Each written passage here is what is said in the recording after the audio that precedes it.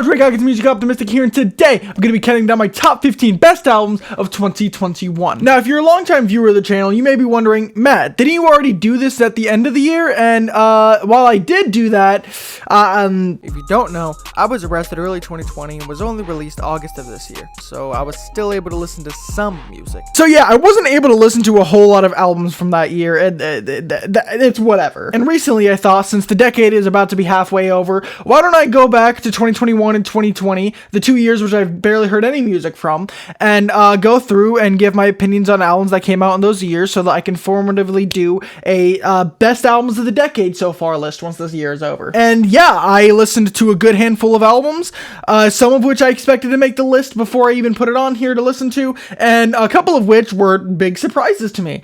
But yeah, let's just get right into it. At number 15, Black Dresses, Forever in Your Own Heart. Now, Black Dresses is a duo that I've known about for like a while. I just never checked out their stuff for some reason. But once I finally got around to checking out this record, which has their best cover art easily, I loved almost every second of it. Like, sure, it does start out with the strongest track, Peace Sign, but every track after that is still quite quality. I will say that out of the stuff on this list, this may be the hardest to get into, as it is such a harsh, intense, and non-stop pummeling record. But if you're enjoying the sounds from Peace Sign, you're gonna love the rest of this thing, as it's just as intense from front to back. Following that up at number 14, Turnstile, Glow On. This one is a pretty straightforward post-hardcore record with pretty catchy melodies, grooves, and just strong songwriting from front to back. Like, you're not gonna get a whole lot of abstractness or wild concepts on this one, like with the Black Dresses and a couple other records here. It's just pretty straightforward, almost pop rock. And that's not even to like put the music down, because I quite enjoy it. It's just a pretty straightforward record that there's not a whole lot to say because it is so basic in its presentation. Number 13, Spelling, The Turning Wheel. Now, if you're a Fantano watcher, which I think most people who are on the music side are, you'll know that this is one of his few tens of the decade, and I don't see it. Sure, I certainly do enjoy the record, primarily the first half, but the second half, it just kind of loses me a bit. Like, the more orchestral instrumentation of the first half on tracks like Emperor with an Egg and The Future just really are entrancing and gripping and just gorgeous. Some of the most gorgeous music I've heard of the decade. But I feel like the more minimal, dark, synthy production on tracks like Magic Act, Revolution, and Can You Stop Getting on My Goddamn Desk? It's definitely a record that I feel like strives in the first half. At number 12, we have Tyler, the Creator, with Call Me If You Get Lost. While this album was on my list that year, it's a record that I don't come back to a whole lot. Like, whenever I feel compelled to, I'll come back to it and still enjoy most of it. But it's just like, I don't know, Tyler has better records. If you enjoy Tyler at his most braggadocious, straightforward, just rapping, then this is definitely the album for you. However, I prefer his more conceptual songwriting on albums like Flower Boy and Igor. But yeah, this one's definitely not worth dismissing, as tracks like What's Your Name with Young Boy, just straight gorgeous pieces of music. Sweet, I Thought I Wanted to Dance, kind of like a B-side from Igor, but having much more clear, thorough production, being more of a progressive two-sided track. But those two are really just outliers on this track list, as most of it is a lot of Dat Piff hard banger style just rap music. It's pretty good for what it goes for, but not my thing from Tyler. At number 11, James Blake, Friends That Break Your Heart. Now, while I was disappointed with his most recent record, Playing Robots into Heaven, when I first heard it, as I never heard anything from James Blake other than features, I expected a record like this. And going into that one, it being pretty much an instrumental like dance remix album kind of, it wasn't exactly what I expected, and so it kind of let me down. However, this record is what I expected from James Blake, having heard his features and other performances. Tracks like Life Is Not the Same and Funeral really just punch you in the gut, and with the gorgeous group vocals on the former track, it's just like immaculate. Also, apparently Joji has a songwriting credit on here, which makes me wonder, Joji, why are you writing beautiful songs for someone else? Why can't you just write better shit for yourself? But yeah, this is just a very compelling, heartbreaking, and just overall moody record. I will say that it might not click for you in the first time, as there were a few tracks here and there that I thought were like the one with JID. I thought it doesn't really make sense in the context of the record. But coming back to it again and again, the tracks really do just reinforce and flow into each other just excellently. Coming in at number 10, Black Midi with Cavalcade. Now, over the past couple of years, I've been getting more into different styles of music: rock, jazz, ambient, other stuff other than rap. So in 2022, even though I had listened to their Hellfire record, I didn't cover it. But since that project, I had to go back and listen to their previous two.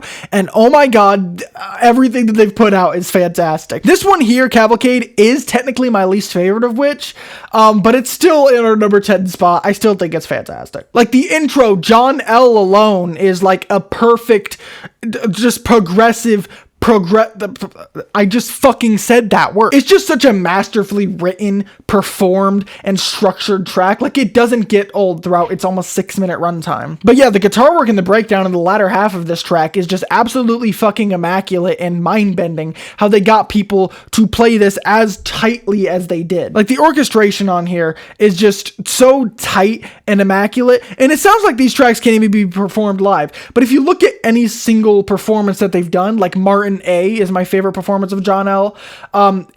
It's all immaculate. It's so tight. It's so rhythmically dense. Like on Schlagenheim, I wouldn't say that their band name lives up to the thing of Black Midi, of music being so unplayable and so technical that it's almost mush.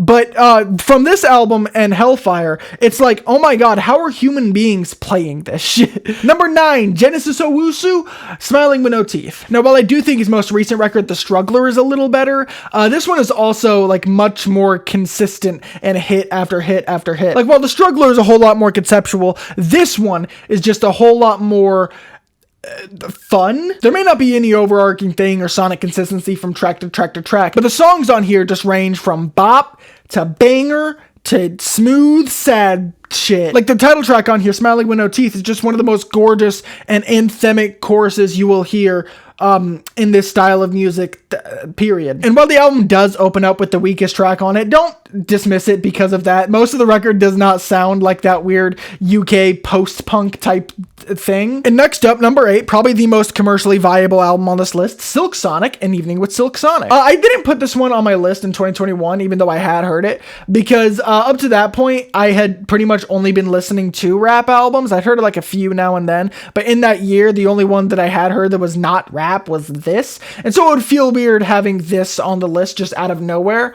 So I didn't put it on there. And coming back to it, I don't love it as much as I did, but it still is a very fucking good album. I do kind of prefer the deluxe version, the expanded version that adds on Love's Train, which is a cover of like a 70s actual soul song. And while it is one of the best tracks on the record, the originals that they come up with, like Leave the Door Open and Skate and 777, these are all just fun, lighthearted tracks. This album is pretty tight and trim at 9 tracks, 10 on the expanded, but honestly, I don't think it should have been longer because the sound is very basic and formulaic from track to track to track, that if it were to be any longer, it would start wearing on the experience. However, what we got here with the short runtime is pretty damn enjoyable, and I'd say easily one of the best records of the year. Number 7, Dave, We're All Alone in This Together. This pick and the next one may be a little off-putting for those who don't like British people, but this record from Dave has been one of my favorites since I first heard it. Like, Dave is an artist who I became aware of around like late 2019, early 2020 with his psychodrama album, specifically the track Leslie on it,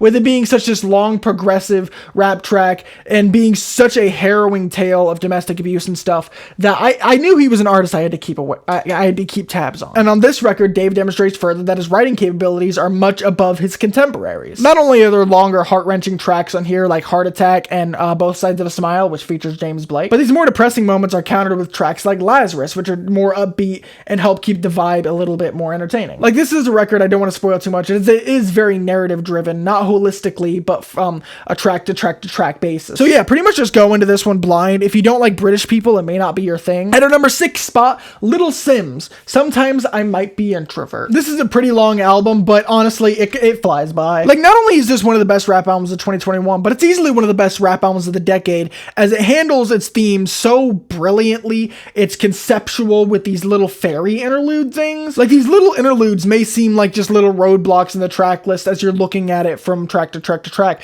but actually listening to it, it has some of the most gorgeous instrumentation and orchestration on the entire record. They help reinforce the themes from track to track to track to help the album flow even more brilliantly than it already does. And it honestly helps give more character to these already character-rich stories. The opening track, Introvert, on this thing is one of the most lush, dynamic rap songs I've ever heard. And from here, it literally just follows it up with nothing but just hard-hitting, thought-provoking music. Like, if you're not a fan of rap because you think it's too basic or too simple or you're just racist, give this one a listen. Like, it's one of the most heady conceptual albums in recent memory that you can think of. If you hate women rapping, this is basically the woman T-Pab. I'll just leave it there. And then our top 5, kicking that off, is Arca with Kick 3. Technically, Arca had another album in my top 15 from the year with Kick 5, the ending of her 5-album Kick series. But I decided to leave that off the list as I don't want to have two entries from the same artist. In this entry, Kick 3 is the most experimental, noisy, wild of the Kick series. Like, almost every other Kick album is kind of hit or miss, and what's enjoyable, what's not, what I'm gonna listen to, what I'm not. But this album, almost every track was a fucking save for me. And I'll be honest, I don't know what's being said on most of this album. Most of it is in Spanish. However, that doesn't take away from the quality, non-stop, fiery flows on this thing, the gorgeous singing, and the overall harsh, brutal production of this. It's not as harsh as the Black Dresses record, but it definitely is going to be challenging for people who are not into experimental hip-hop and deconstructed club. Following that up with a record that isn't very sonically challenging, Billie Eilish, Happier Than Ever. This is an album that I actually did not put on my listen list. I did not even expect to enjoy it this much, but yeah, it is one of the most depressing, heartbreaking, and beautiful records in recent memory. I primarily checked it out because I wanted some context before going into her newest record, Hit Me Hard and Soft. And yeah, this is just beautiful. Like, tracks like My Future, Your Power, Happier Than Ever, they may not have the deepest stories going on in them, but the way that they're presented and orchestrated, it just makes it hit 10 times harder, even if it's not as relatable to the average person. This may be an album that's too chill or too laid back for some people, but I found the very minimal instrumentation on this record compared to Hit Me Hard and Soft and When We All Fall Asleep, Where Do We Go? I found the more minimal instrumentation on this to be much more encapsulating, and putting her as the focal point and her beautiful vocals in the center stage just really helps her hard-hitting lyricism hit even harder. Number 3, an album that's very, very not underproduced, JPEGMAFIA LP. I don't remember where I placed this in my 2021 ranking, but I do know it wasn't this high, and that's primarily because I included it out of obligation on that list, because like I had heard it a couple times, but it just wasn't clicking for me the way that Peggy's previous records had. And while I do have some major complaints with this album, like it does not need to be nearly as long as it is, I also just fucking love it. Like, I don't know what I would cut from this record if I did. However, let me just say that my biggest complaint with this album actually is Rebound. Like, the fucking offline version, because there's an online and an offline version of the record. The offline version has rougher mixes, has more tracks that were not approved for streaming, although they are approved now because of the sample clearance issues. He updated the version of Rebound offline to add another shitty verse in the middle of where we're supposed to be the first chorus. He took that out, put another verse in there about him just fucking writers, bitches, and stuff. And it's one of the most shit verses on the record. But he literally took the original version of Rebound off streaming. So there's no way for me to listen to it other than the original upload on YouTube. And it's just, I hate that. Just put the fucking original back. But yeah, literally other than that gripe, I love every track here. Like Sick, Tired, and Broke, one of the catchiest choruses he's ever written, and one of the most dark, haunting instrumentals, kind of, too. Hazard Duty Pay, an essential experimental hip-hop banger, one of the best of the decade so far. The outro on the offline version, Untitled, a pretty fucking cutthroat, cold way to end the album. And yeah, the flow from track to track to track to track is pretty damn good. Like, there's not a skip on here, even if I was complaining about its long runtime. Because yeah, every track on here is pretty damn good, and definitely an essential, like, experimental hip-hop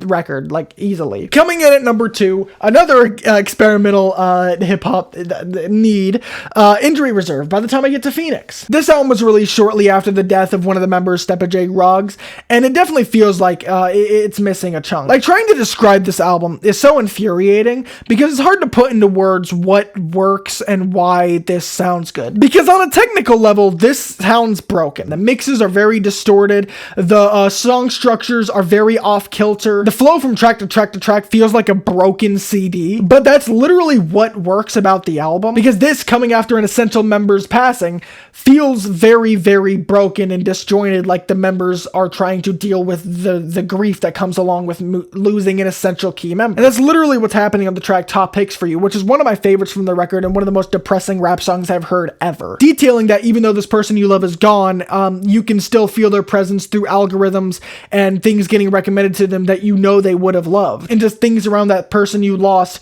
continuing to push forward, even though the person who's supposed to influence those things, it's just not there anymore. This is one of the most depressing records I've heard like ever.